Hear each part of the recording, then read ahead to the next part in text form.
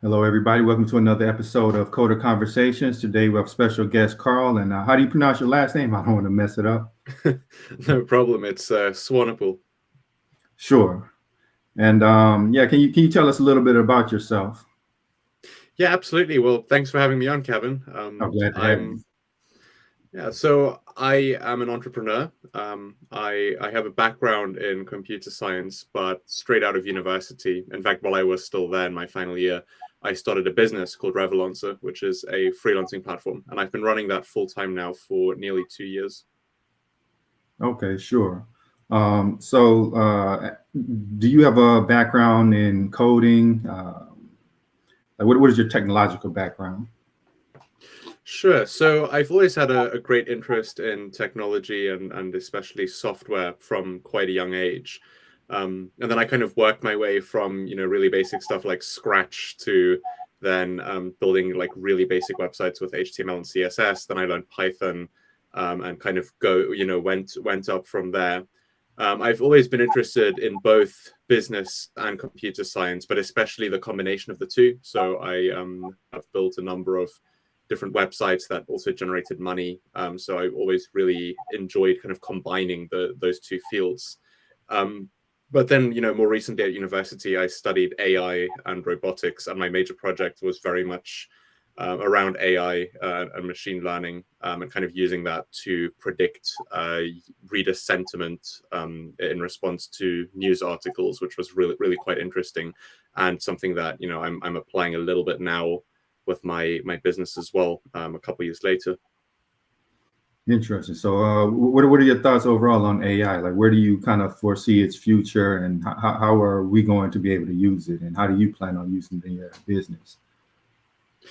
Sure. I mean, it's a very interesting question. I don't think that AI, poses a threat exactly in the way that is commonly portrayed in the media. So I don't think that, I think when people think of AI, they think of something that basically mimics a human but is smarter. And when I say mimics a human, I mean all around mimics a human. So you kind of talk to it like you can to a human, and it can do exactly what a human can. And I just that's not really true. The threat of AI is much more in very specific domains. So, for example, an AI, accountancy software or something that looks at lots of companies' books, and then perhaps it can do a better job, more accurately and much more efficiently than a human could. And at that point, it could make accountants redundant, possibly, or at least it could make it so you need fewer of them. So maybe someone who's a chartered accountant to check over what the AI has done and just kind of make sure it's doing sensible things. But then you wouldn't need a team of people anymore. You'd just need one. And it's the same thing as well with in supermarkets with self checkouts. I mean, this isn't really AI, which in fact I'll talk more about that in a moment. But with self checkouts, for example, it's again a case where technology is replacing jobs because a couple of self checkouts can replace a whole team of cashiers for much cheaper over the long run. Um, but then another thing I'll add as well is that a lot of times I think people call things AI, which isn't really AI. So, for Hmm. example, with the example of the self checkouts, I think in the general public, there's probably a pretty good chance that maybe one in two people you'd ask on the street whether a self checkout uses AI, that they would say yes. And that would be kind of their perception of it, where that's in fact just not really the case at all, or at least it doesn't need to. So yeah, I don't know. I think that it AI does pose a real threat, kind of in summary. But it's maybe a bit different to what people think, and it doesn't need to be super advanced to actually cause a threat to Hmm. people's jobs. Interesting. So, like, how should people adapt to prepare for sort of like the emergence of AI taking these jobs? I mean, I think to a degree, it's a good idea to specialize in some kind of skill that would be harder to automate, or at least in some kind of a skill where because I don't think in the short term you'll be able to replace humans fully. So, like I mentioned with the example of the accountants, you'll still need somebody to kind of just have a sanity check, in the quality control stage, just to make sure that what's being produced is sensible, but it gets rid of a lot of the labor. So if you can kind of be a specialist in a given field, there's probably a lower chance that that your job will.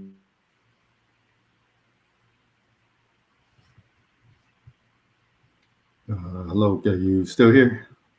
Okay. Yeah, can Yeah, you you hear me? got cut out for a second.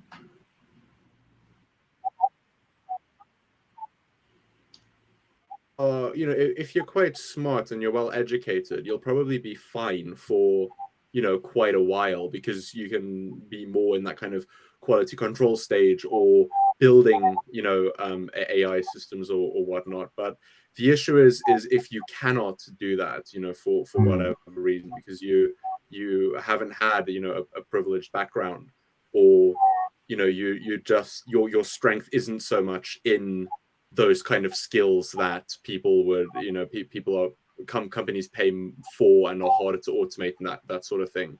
So I think there, I don't really know what the answer is, but I think it would be a mm. good idea, it's at some point in the future, for there to be a universal basic income, especially as more jobs can be automated and companies can save lots of money by automating jobs. There needs to be some kind of support for people who, just don't have an opportunity then otherwise to.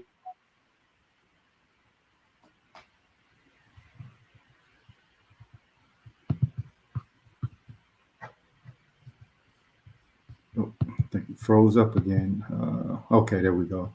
But yeah, you kind of mentioned that we're moving, like we're really in a knowledge economy now, and it's kind of like a divide: people who are able to get access to education and those who don't have those skills. You think like maybe that would be a good business opportunity, like providing that sort of education to those who normally aren't able to get it? I mean, yes, I think so. I mean, the immediate thing that jumps out at me is, I don't know if it would be a good business idea as much as maybe some kind of, either a social enterprise or a charity idea, because the issue is that the people who cannot access education, there's probably a good chance that that's because they don't have the means to do that. And then if you were to set up a business that provides that, it might be, that you're kind of trying to charge money from people who just Mm, don't have it. But I think that certainly more needs to be done, and I think that, if you're born in a country such as the US or the UK or Canada, or somewhere in the West, you do have an inherent advantage, kind of from birth, and I think more needs to be done to give people, kind of level the playing field. So if you want to get a good education, if you want to kind of, develop your career further, you're not being held back just because of where you're born, or any other reason. interesting. So like your current business, can you tell us a little bit about that?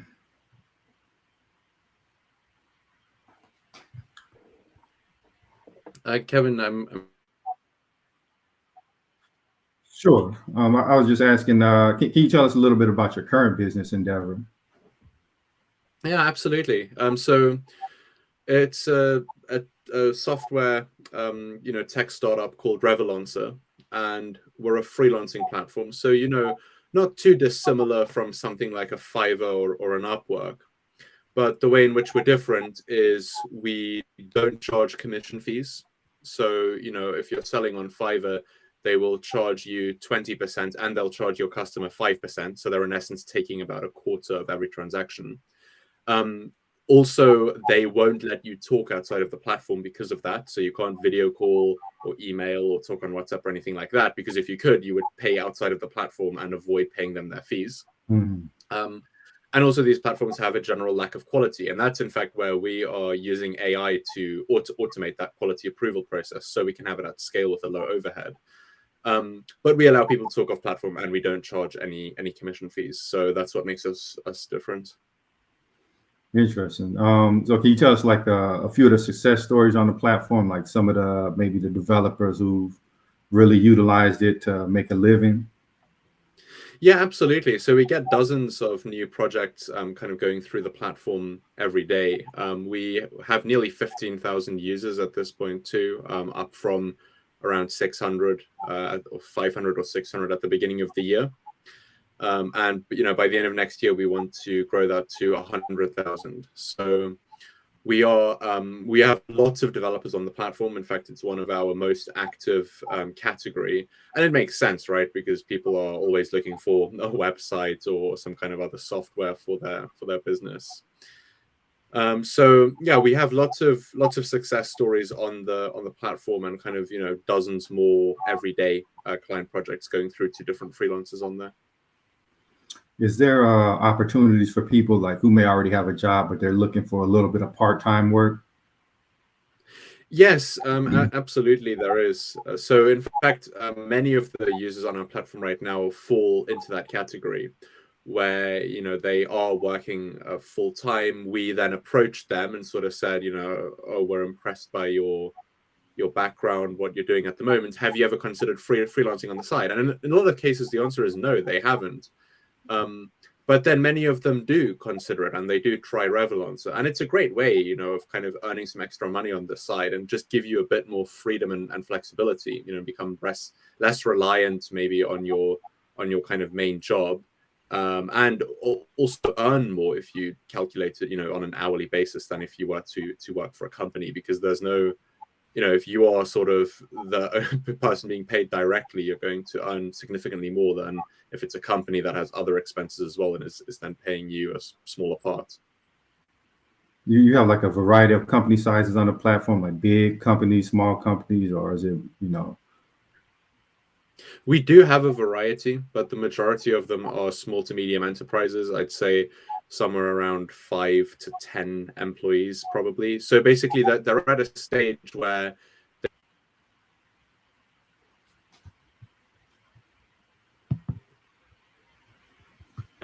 but they can't really have them full time. So then in that case, hiring a freelancer is a great solution for them, because they might need, a website now, then next month they need, these 5 extra features added to it, then nothing for 3 months, and then suddenly another feature, for example. And if you're paying someone full-time or part-time, if you're a small company, you can't really afford to do that a lot of the time. But if you're hiring freelancers, you can kind of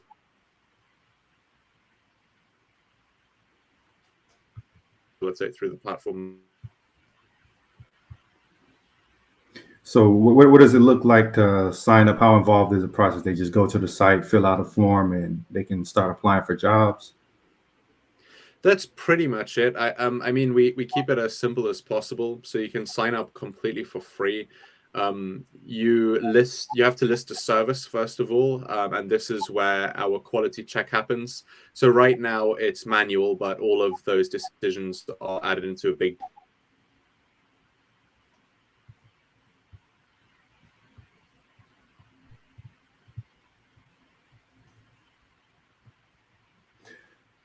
Okay, yeah, cut out for a second, but yeah, you were mentioning the quality checks is kind of manual right now. Is that something you plan on automating in the future? Yes, we are.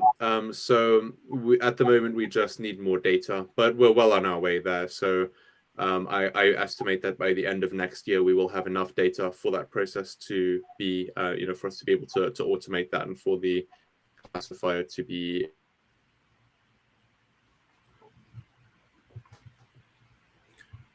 Okay, I know one of the like kind of qualms a lot of people have about sites like Upwork is, if you're in a Western nation, you're competing against people who may, they're in a nation with a lot cheaper cost of living. So, it's hard to compete, on a wage basis. Does your platform have like anything to make it more like incentive, like more palatable for Western developers who may have a higher cost of living and therefore a higher rate?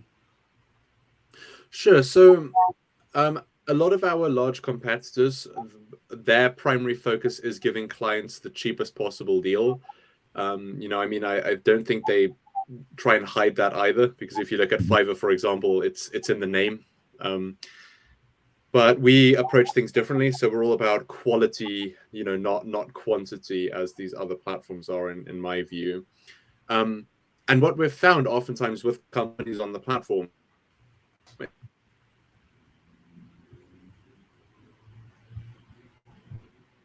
hear me? Yeah, okay, you're back. Might have I cut out don't for know, a it keeps second. cutting out. Yeah. Yeah. But what I was saying is, what we've found oftentimes is that people, companies on our platform specifically look for freelancers who are based in the same country as them. And I've seen that, kind of a trend like that recently too, with a large company that provides these scales for supermarkets, so people can weigh their produce and know what to pay. Same thing for self checkouts as well. They used to outsource all of their work to a company in India, I believe, but they've recently taken that all back to the UK again. I mean, yes, you can probably save some money by outsourcing to a country with a lower cost of living if you're a sort of a company based in the West. But there are many advantages to working with people who are located in the same country as you. I mean, one big one is time zone. Mhm. Another one is kind of the sort of culture of where you're based. The working culture might be more similar. I mean, in many cases that doesn't matter so much, but it might matter to some companies. But also, should something go wrong and you need to, take legal action or seek some kind of repercussion, it's 20 times harder to do if they are not based in the same country as you. So it does happen, of course, that some companies specifically try and just get the cheapest possible price. But those companies will often go to platforms where that's kind of the main focus. That's not the main focus of our platform, so we don't really see that so much with our clients. And what we also see is that freelancers will, rather than trying to undercut each other, which we actively incentivize against, rather than undercutting each other, freelancers will charge kind of in line with the value that they are producing for the client, irrespective of where they're based. Got it. Yeah, it definitely sounds good, man. Yeah, what made you want to get into entrepreneurship in the first place? I think I'd be a really terrible employee. I think I'd get fired quite quickly. I don't know. I've always kind of wanted to do my own thing, and I think if I were working for someone else, I would grow quite frustrated at needing to do something a certain way, even if I feel there's a better way of doing things. That doesn't mean that I think I'm always right, but I just don't like the dynamic of I make a good case, but yet they still overrule me because they're my boss. If you know what I mean. Yeah. But also, I kind of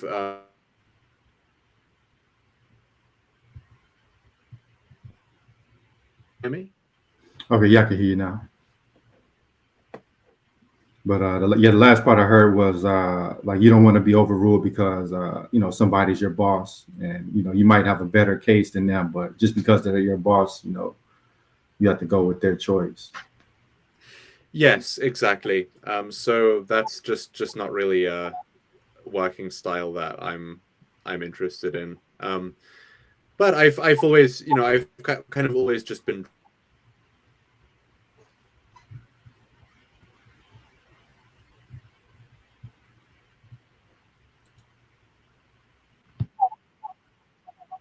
I'm not sure if that's on my end or not. Yeah, I can hear you again. I'm not sure why it keeps doing that. Yeah, but yeah, I can hear you. Yeah, but I've what I was saying is I've just always enjoyed setting up my own little projects and kind of being in control of all the different parts that go in. So if I'm setting up a website, actually building the website, putting together the branding, the marketing strategy, just pulling all the pieces together. And I really love working with other people too, but I like kind of having a say in what happens. So did you kind of like go right from like schooling right into entrepreneurship, or did you work any jobs in between that? I've never had a normal job. So since the age of 14, I've been trying to make money online, mostly hugely unsuccessful, but a couple of things have worked. And I was in a really fortunate position to, start my business halfway through my final year of university. And then within a few months of graduating, we raised our first pre-seed round. So it was able to pretty much, I could pretty much sustain myself from the business right out of education. So yeah, I have been quite lucky so far in not needing to get a normal job, and hopefully my luck continues. What are some of the lessons you learned along the way? It's a good question. I'd say probably the biggest takeaway, which surprised me, is I read a book called Power by Jeffrey Pfeffer, which I highly recommend, you and everyone listening checks out. He's a professor of organizational behavior at Stanford University. And he kind of talks about, power dynamics in the workplace and sort of what predicts success. And specifically around that, he made this list of the top 7 kind of traits and habits that predict success. And it might surprise you to hear that intelligence is not on that list at all. Mm-hmm. And the number one thing on that list is grit, so just being persistent and not giving up. So, if I could choose between being really persistent or being really smart, I would choose being really persistent every single time. Because even if if what I do at the beginning is kind of awful and it keeps failing, but if I just keep going and keep going, eventually I'll get to something that will work. So I'd say the biggest lesson I've learned is that, your stick-to-itiveness or your persistence and your grit, that's the most important thing. Like everything else is secondary to that.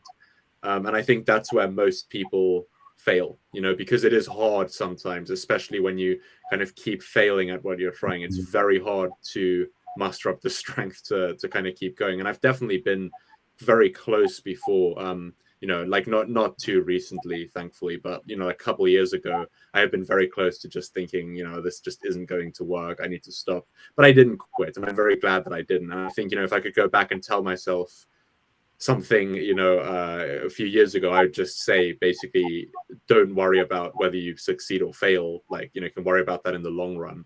Just never give up. Just keep trying stuff. Even if it keeps failing, just keep trying. Exactly. Yeah, I've read about a similar concept by in one of those Robert Kiyosaki books. Like Yeah. A students are typically employees, while like the C students, they're more inclined to start their own business. So it's not really about raw intelligence, like you mentioned. It's more about persistence and adapting. And yeah, I kind of believe our school systems, they're creating more employees than employers, and for society to work, I guess that's just by design. But absolutely, and there's another big problem with that too.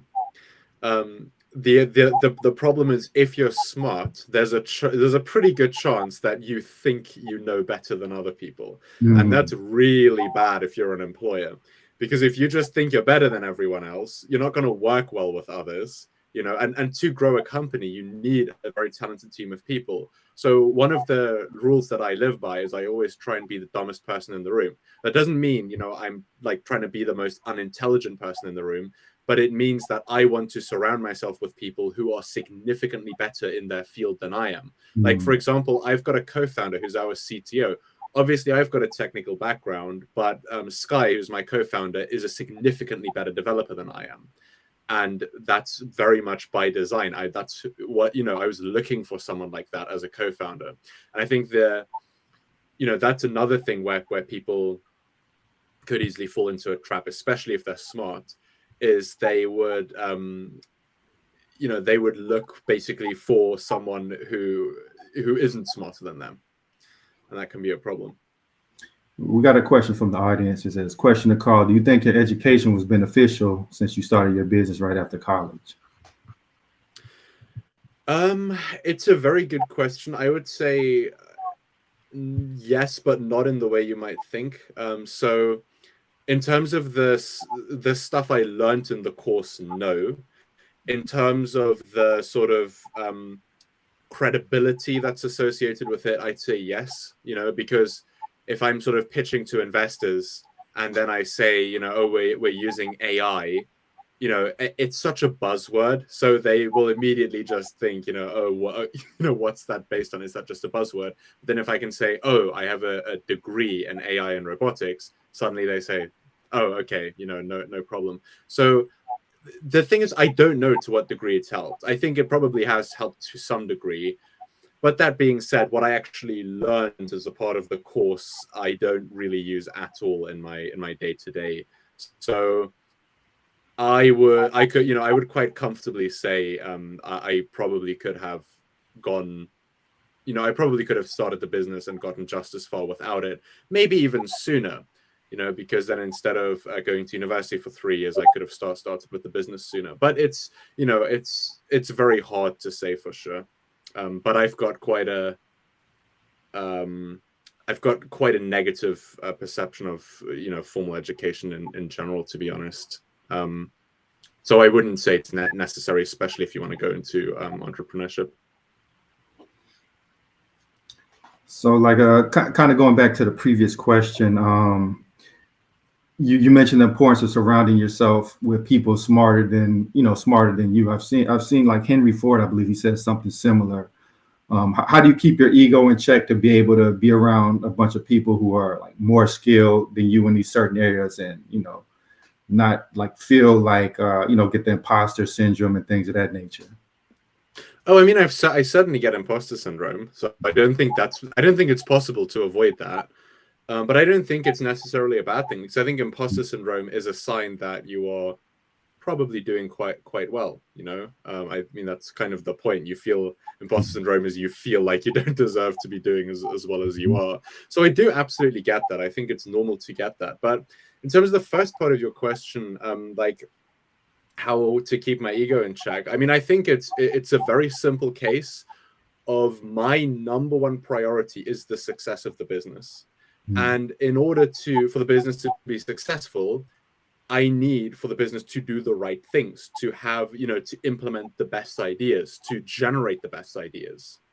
And it doesn't matter where those ideas come from, whether it comes from me or from someone else, it just needs to be the right idea. So I don't want to be responsible for having all the right answers. So I would rather surround myself with people who are experts in different fields. I mean, I would say I don't know if I'd quite call myself an expert, but I know quite a bit about certain fields. But then there are other people who know way more in fields where I don't. So I would rather get them involved and listen to them when making decisions about those things that I don't know so much about, than trying to figure it out by myself. Because if I were more focused on my own ego than the success of the business, then the business definitely wouldn't be successful. So like, I know like one thing is like smart people, they hate being micromanaged. So how do you find that balance of, keeping these guys on task, but not, being so over their shoulders where they start feeling uncomfortable? It's a very good question. With management, I think you don't really need to manage if you hire the right people. And especially if you run the company, especially, and it's at an early stage, so you're very much like sort of involved in the hiring process and deciding who to hire. If you hire the right people, and if you're quite good at spotting, who it is you're looking for and whether someone would be a good cultural fit for the company,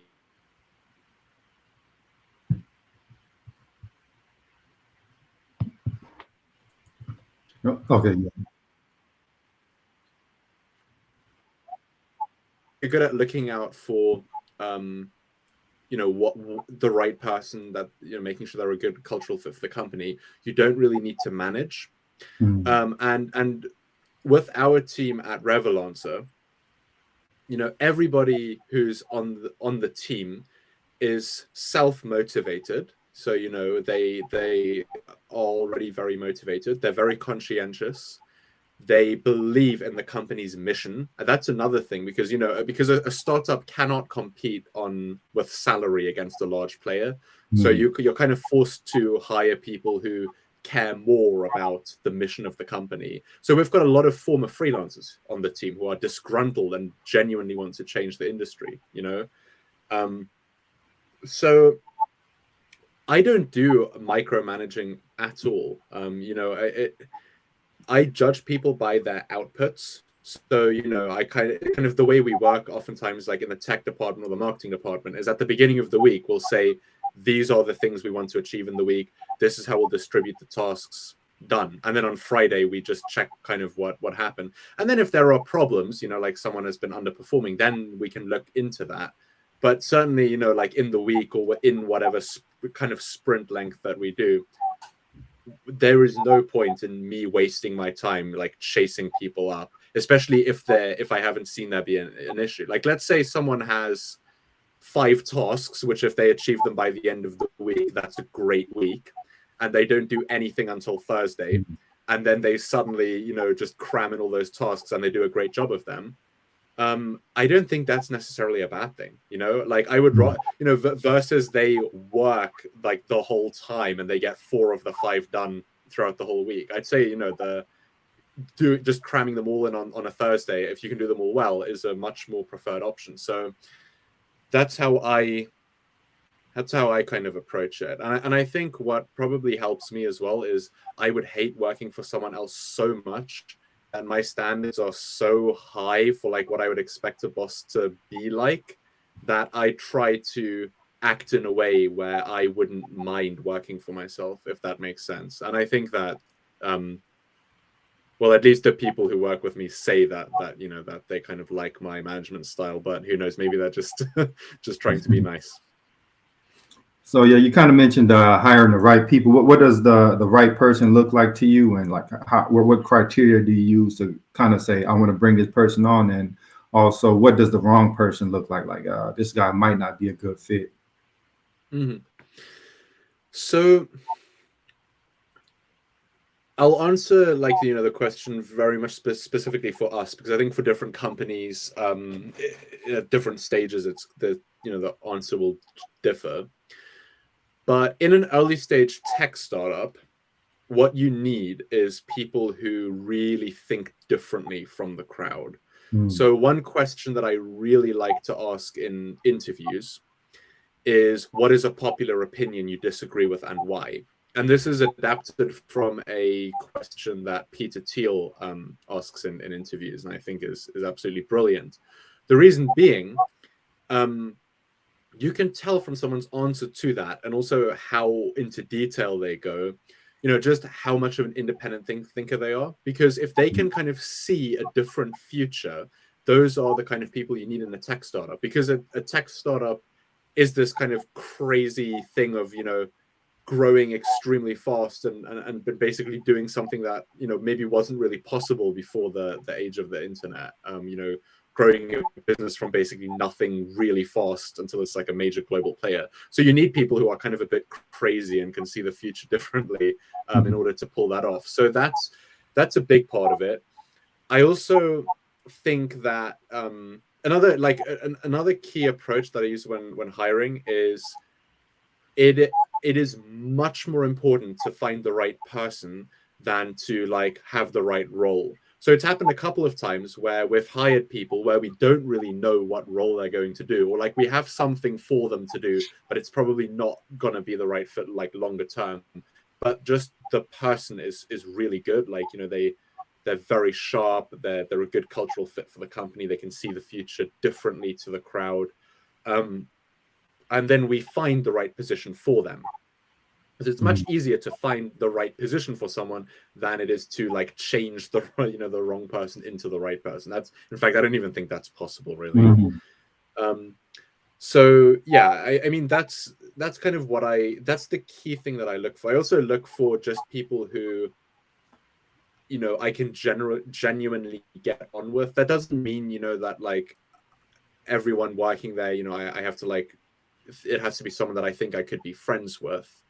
But it does mean, you know, they have to be well-intentioned, you know, kind people. Whether I agree with them on everything or not really doesn't matter, but they have to be kind and courteous. And with that, you know, if you get people who are like self-driven, they can see the future differently, and they're kind, courteous, and respectful people, then you can build a really good team of people who are like self-motivated. You don't really need to watch them. They work very well together, and everyone really enjoys working in that environment too. So it's really important for me to, you know, build that and also to protect that as we scale and take on more people as well. Yeah, to kind of ask you your own question, like what is a popular opinion that you disagree with? Yeah, it's a good question. For me, there are a lot of things I could say, but the main one is just about the education system. I disagree that school, college, university is really good for you on the balance in the way that it currently works. I think that school really stifles creativity. I think that college and university, to a large degree, in my view, is a scam. Yeah. When I say that, you know, I just want to clarify that basically what I mean is I think that someone who is kind of smart enough to go to university or college is also someone who, given the internet, can teach themselves basically everything to a same level or better, you know, in the same period of time or a shorter period of time than what they would learn in a degree. And then a degree is something that's very expensive. It's quite exclusive in some places too. You know, there are student loans, all this kind of madness around it. But the benefit then is if you apply for a job, that's oftentimes something people look for. And you might be like, you know, you might be a self-taught developer, or, you know, maybe not even that self-taught. Maybe you followed some big course on YouTube, or you read a bunch of books, and you might be much better than just a fresh graduate. But there's a good chance that, unfortunately, they'll still have a better chance applying for a lot of jobs than you would. But I think things are changing. Like me personally, I don't look at people's educational background at all. I'm not interested. I'm interested in what projects have they done. If that's a project they did at school, university, like fine, that's absolutely fine. But I want to know, like, what's a project that they are proud of and really demonstrates their ability, not what does that piece of paper say that where they memorized a bunch of answers for an exam.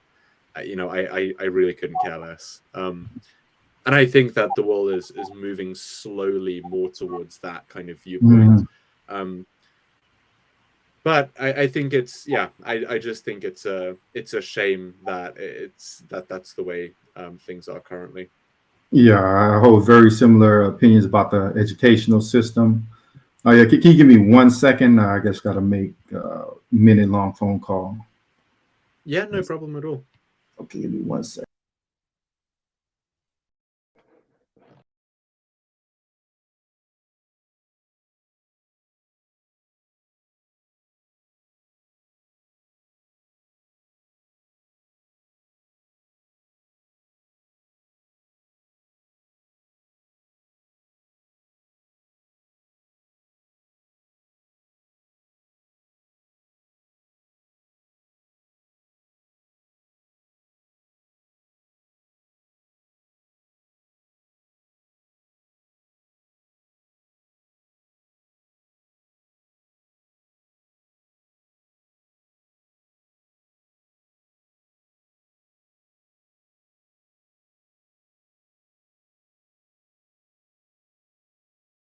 Okay, sorry about that. I'm back. Yeah, no problem at all. But yeah, I've long held very similar views on the educational system. I don't know if you read the book by John Taylor Gatto. He has a couple of them that kind of like detail the history of the Western educational system, and it's more there to create obedience and compliance than to create entrepreneurs. So like even when you mentioned the number one trait isn't necessarily what they deem as intelligence, is more so persistence. School kind of teaches you the opposite. It teaches you need to get things right the first time, and that kind of makes you play it safe as opposed to trying something new, failing, and trying again. Because in school, if you fail, you get marked down. Yeah, completely agree. It's and the other thing is just the sort of teaching style in school.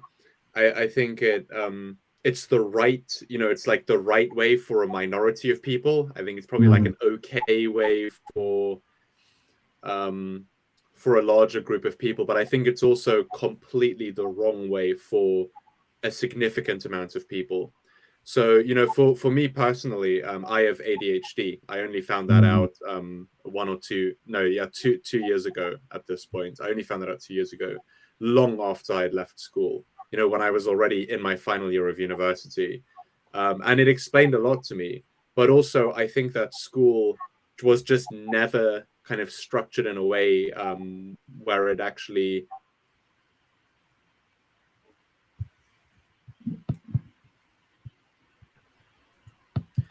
yes, basically that school doesn't play to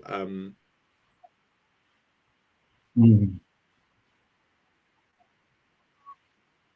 say I want to figure out how to use Python.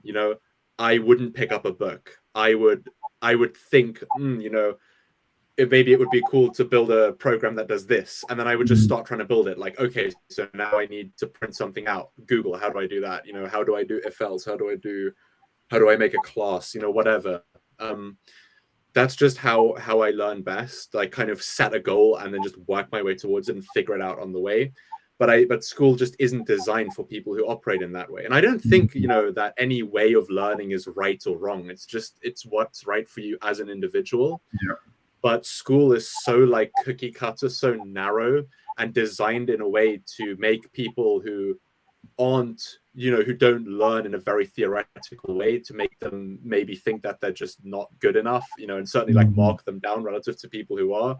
And I think that's just plain wrong, because a lot of creativity is stifled that way, and a lot of potential is completely lost that way as well, in my view. So do you think the system will ever change? And if not, how would a company be able to kind of like capitalize on, the diversity of learners? And, because like you mentioned, school pretty much caters towards one style where when there's really numerous styles that can actually get things done.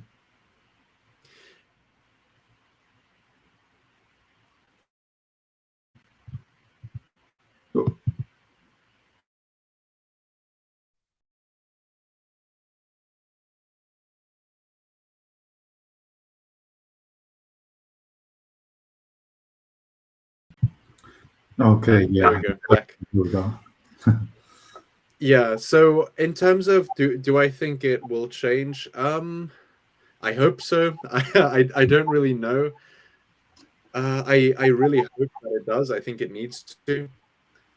Um, and in terms of how, well, I think what can really be done to help, and certainly helped me, is just people creating content and publishing it for free on the internet. So sort of content on learning a certain skill, content around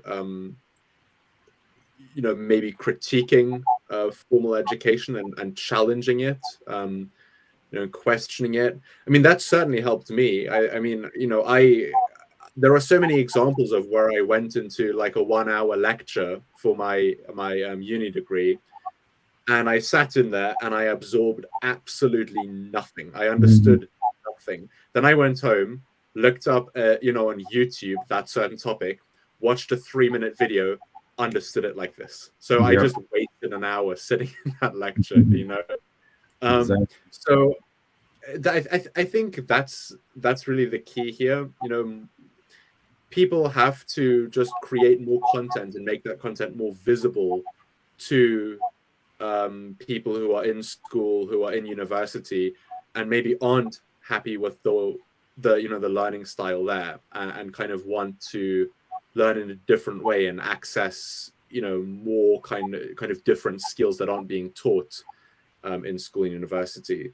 I think unfortunately, like it's a legal requirement for people to go to school at the very least. And like with university, it's not a legal requirement. It's often also like quite a high barrier of entry financially. Like I know in the States, especially, you know, I would have never been able to afford to go to university there. In the UK, you have like student loans and stuff which don't work like a normal loan. So basically, if you don't earn above a certain threshold, you don't pay back anything. Is the way it works in the UK.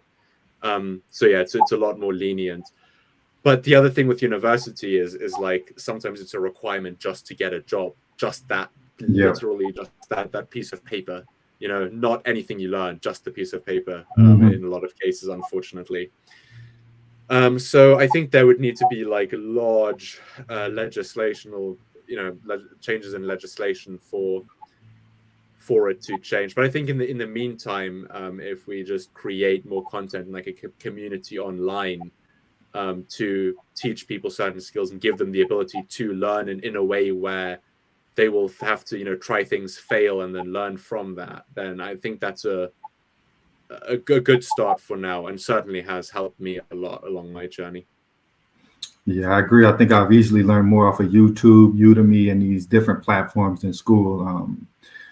I, I think it would be an interesting platform where, you know, these, like you mentioned, the creators, we have to have people that's willing to teach, like a sort of YouTube type of platform that's geared towards people teaching, and maybe some kind of donation system where, you know, they can donate if they really like this person's, you know, teaching style and content. I mean, that could be a, you know, interesting idea. But I definitely agree with you. There needs to be a revolution in education, especially since everything is so knowledge based, which kind of goes back to the very beginning. Like, if your knowledge isn't at a certain threshold, you might get left behind in this the upcoming economy. Exactly. And the other thing that you know really annoys me about both school and university is how they like to pretend that, you know, not only that the internet doesn't exist, but even sometimes that a calculator doesn't exist, you know. Yeah. um and I, you know, like I remember there were exams that I did at university where I had to write like Haskell code just memorized on paper, and then they would mark, you know, if you made a syntax error, they would mark you down.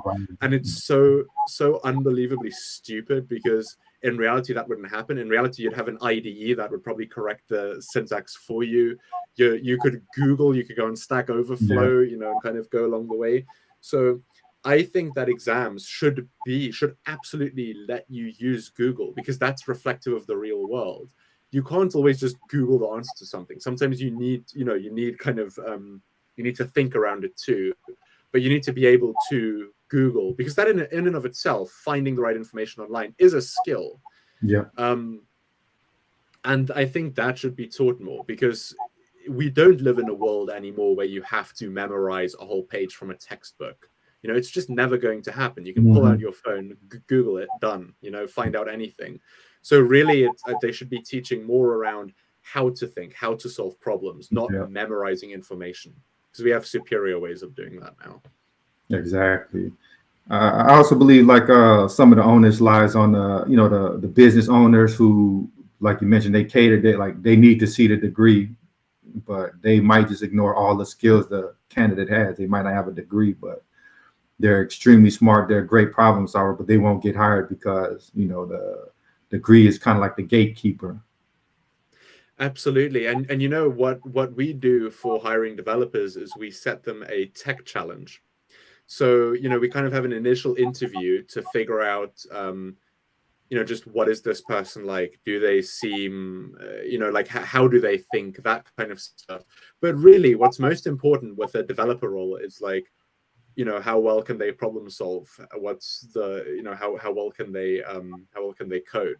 So that's what we do. You know, we set them a tech challenge. It's kind of, you know, we have like a project that's similar to our tech stack, that we use for the main platform, but it's a different project. It's kind of like it's basically an e-commerce store, but it's broken by default, and there are a bunch of classes missing and stuff. So you have to implement them yourself to get it working, and then you need to add new features to.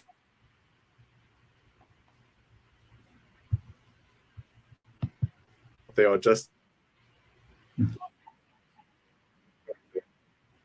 basically that's how we that's the main thing that we use to test someone. You know, again, I couldn't care less about their degree, couldn't care less if they have a degree or not, what the degree is in. It just doesn't matter, because in my opinion, it doesn't really correlate with how good you are at something. It could mean you're very good at something, but it could also mean you're very good at bullshitting your way into doing something, and actually, you know, you're not very good at it at all. Exactly. Yeah, man, we're at the top of the hour, and you know, I'd love to have you back, man, so we can get it more in depth into like education and all of these other subjects, man. Are you open to coming back? Yeah, absolutely. I'd love to. Oh yeah, man, I definitely enjoyed today's conversation. We appreciate everybody who also tuned in. We'll catch y'all next time. Yeah, well, thanks very much for having me, Kevin. Oh man, Hope you have love a to good have rest you of on. your day. Same to you. All right.